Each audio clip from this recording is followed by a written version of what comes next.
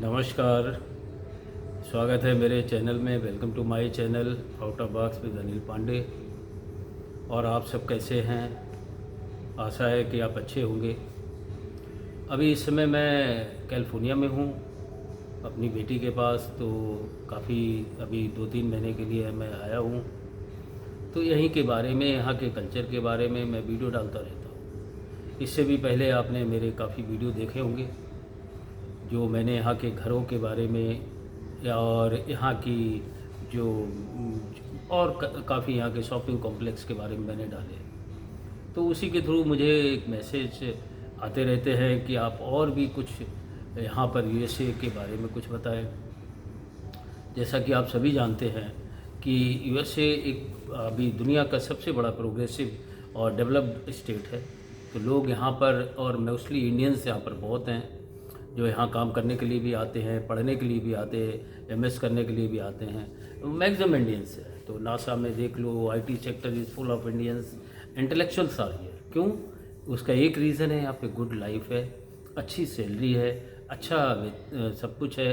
तो वो लोग अपने इंडिया से यहाँ पर फॉर ग्रोइंग फ्यूचर और अच्छे जीवन के लिए यहाँ पर आते हैं।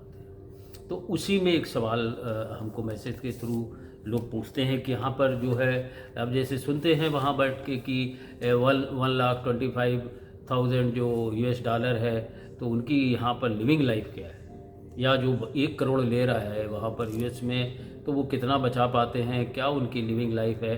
तो ये सारी इन्फॉर्मेशन वो जानना चाहते हैं और ये ज़रूरी भी है।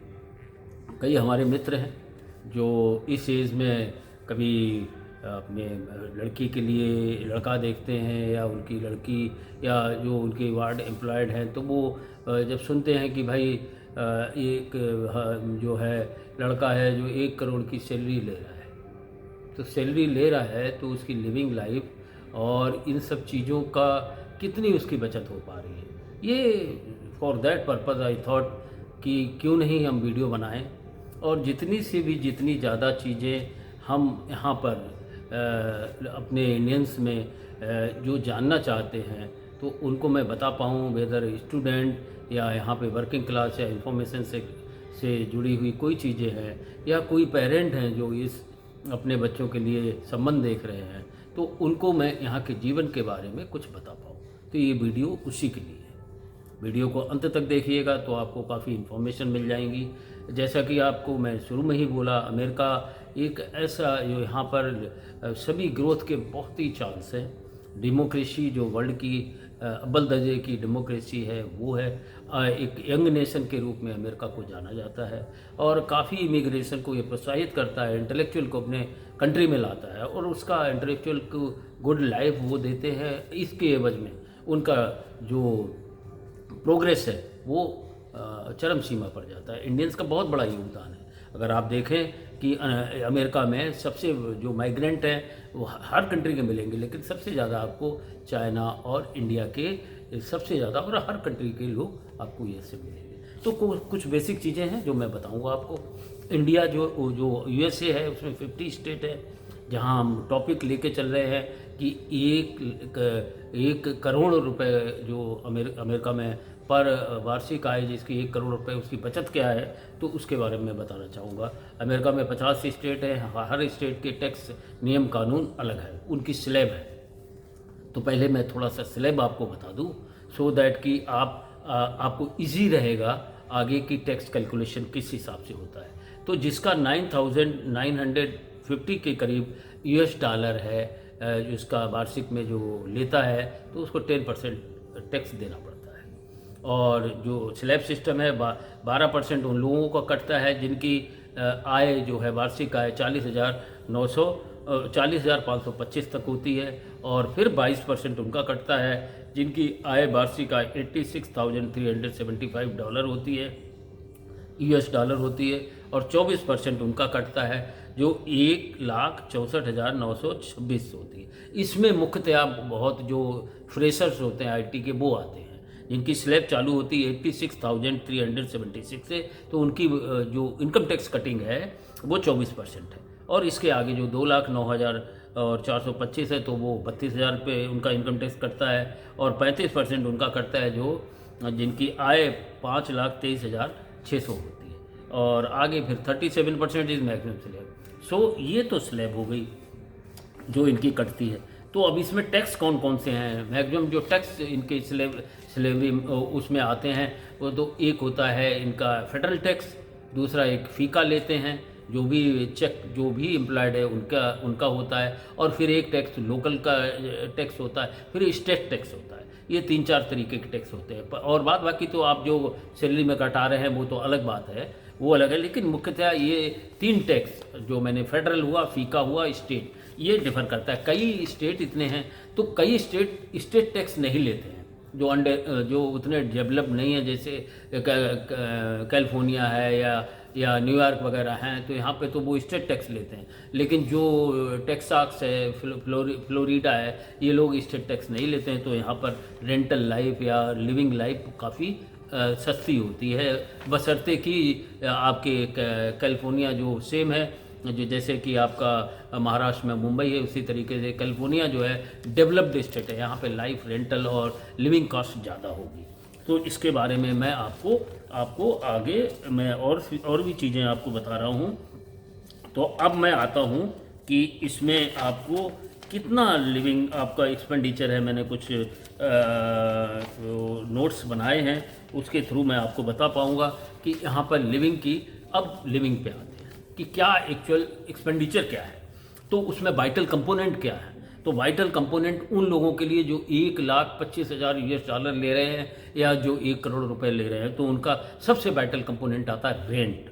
रेंट में क्या है, minimum again it is state to state. अगर कोई सिंगल पर्सन का 1 BHK देखना चाहेगा तो एवरेज मैं बता रहा हूँ, लाइक टेक्सास में या फ्लोरिडा में तो 1,500 से लेके $2,000 में आ जाएगा, और वो भी अगर थोड़ा और आउटर जाता है तो वो थोड़ा 1,200 में आ जाएगा। सेम थिंग अगर वो कैलिफोर्निया में लेता है 1 BHK वाला प्राइम लोकेशन में, तो it depend upon individual. Prime location पे लेता है तो 3,500 और पे उसका रेंट होगा। यदि थोड़ा आउटर चला जाता है वही रेंट जो है उसका 2,000 में हो जाएगा। It means this is the rent, vital component is rent लगभग वाइटल मान के चलिए, मैं अभी फ्लोरिडा का ले रहा हूँ तो वाइटल कंपोनेंट मान के चलिए ये आपका $2,000 है। और जो इंटरनेट, अब चूँकि यहाँ वर्किंग है, करना है आपको, तो वाइटल में एक इंटरनेट आता है, वो भी आपको हाई स्पीड लेना पड़ेगा, तो वो डॉलर 150 से लेकर $200 हो जाएगा। यूटिलिटी में बहुत सी चीज़ें आती हैं यहाँ पर, जैसे आपका इलेक्ट्रिसिटी भी है, और आपका कंजम्पशन डिपेंड अपॉन वेदर। जब गर्मी ज़्यादा होगी तो एसी का कंजम्पशन इलेक्ट्रिसिटी का ज़्यादा होगा, और जब ठंडी होगी तो भी ज़्यादा होगा। तो उस हिसाब से इलेक्ट्रिसिटी का बिल जो है वो मान के चलिए, मैंने एवरेज लिया है कि $100 के करीब पर मंथ आएगा। वाटर जो है, वाटर भी यहाँ पर $40 पर मंथ के करीब वाटर होगा। नेचुरल गैस, जो आप नेचुरल गैस लेते हैं या थ्रू इलेक्ट्रिसिटी प्रोपेन लेते हैं, उसका $100 पर मंथ होगा। और जो ट्रैश सर्विसेज, जो गार्बेज सर्विस है, ट्रैश में म्यूनिसिपल सर्विसेज, जो आपकी जो जहाँ रहते हैं तो उसका जो गार्बेज का वो $50 है। और फ़ोन बिल, जो फ़ोन अब आप जिस हिसाब से लेते हैं तो $50 to 100 के करीब मान लीजिए, तो टोटल $350 से लेके $400 ये हो जाता है। तो दिस यूटिलिटी बिल में चेंज मंथ टू मंथ। अभी यूटिलिटी बिल जो है मंथ टू मंथ चेंज भी हो सकता है। दूसरा एक वाइटल कंपोनेंट आया, मैंने जैसे 3 बता दिए आपको, वाइटल कंपोनेंट रेंट हो गया, इंटरनेट हो गया और यूटिलिटी हो गई। अब आया फूड। सिंगल हैं तो आपको $400 to 500 लगना है यदि आप खुद बनाते हैं, खाते हैं। और यदि 4-5 बार मन किया कि जाके हम थोड़ा रेस्टोरेंट में खा ले तो $30,000 to 40,000 to $40 आपके लग जाएंगे। So average you take 5 times if you are going in a month, then you can take $200। It depend upon individual. And transportation, यदि आपके यहाँ पे कार मस्ट है, कार के बगैर यहाँ लाइफ, यहाँ 2 व्हीलर देखने को नहीं मिलेगा, और यहाँ पर जो है उतना ऑटो देखने को नहीं मिलेगा।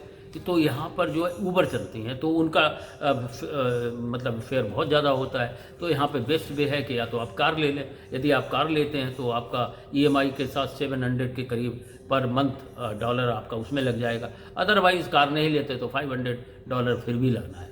तो ये फेयर आपका एक वाइटल कंपोनेंट में आ गया। दूसरा सबसे vital, medical insurance. Medical insurance company के द्वारा दिया जाता है, लेकिन वो पूरा नहीं पड़ता है। कई कंपनियां नहीं देती हैं, तो उसके बावजूद आपको कुछ सारा पैसा मेडिकल में आपका नहीं। यहाँ पे इंडिया जैसा मतलब एक चीज़ में मैं तो ज़रूर बोलूँगा कि इंडियन मेडिकल सिस्टम इज़ जो भी है सभी गरीबों से लेके अमीर तक के लिए बहुत ही अच्छा है।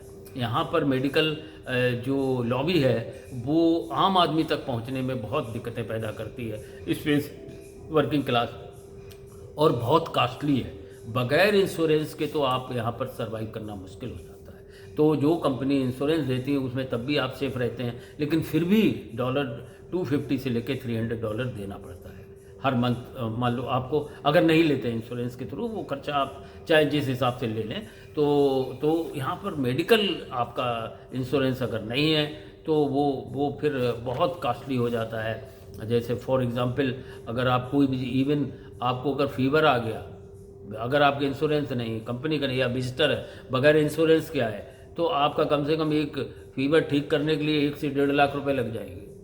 कोई टेस्ट कराने के लिए जो है इवन मान लीजिए किसी भी चीज़ों में या मेडिकल बहुत ज़्यादा ही कॉस्टली है।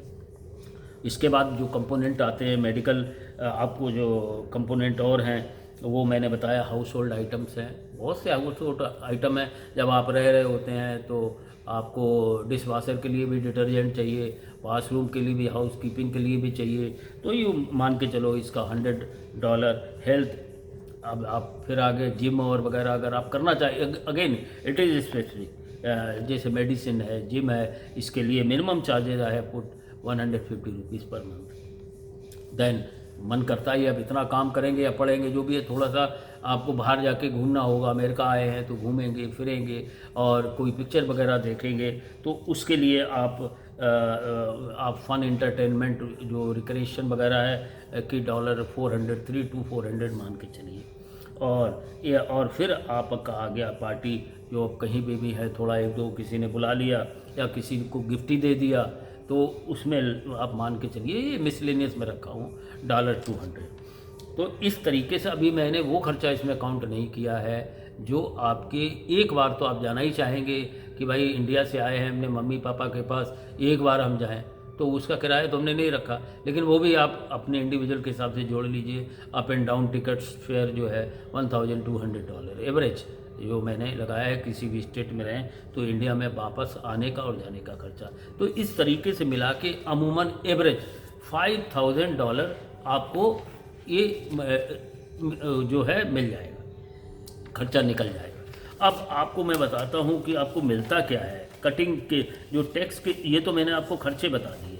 तो अब मैं चीज़ दिखाता हूँ आपको, जैसे कि यदि आप स्टेट वाइज, मैंने बोला कि कई स्टेट, इसमें क्या होता है कि अगर आप जो कई स्टेट टैक्स जो काटते हैं, जैसे पोर्टलैंड हो गया, फेडरल जो, और ये सैलरी मैं उसी लोगों की बता रहा हूँ जो $1,25,000 US ले रहे हैं, तो इनका टोटल टैक्स ही कट जाता है इसमें नियर अबाउट 35,379, और आपको इनहैंड सैलरी के करीब मिल जाएगी $90,000 के करीब।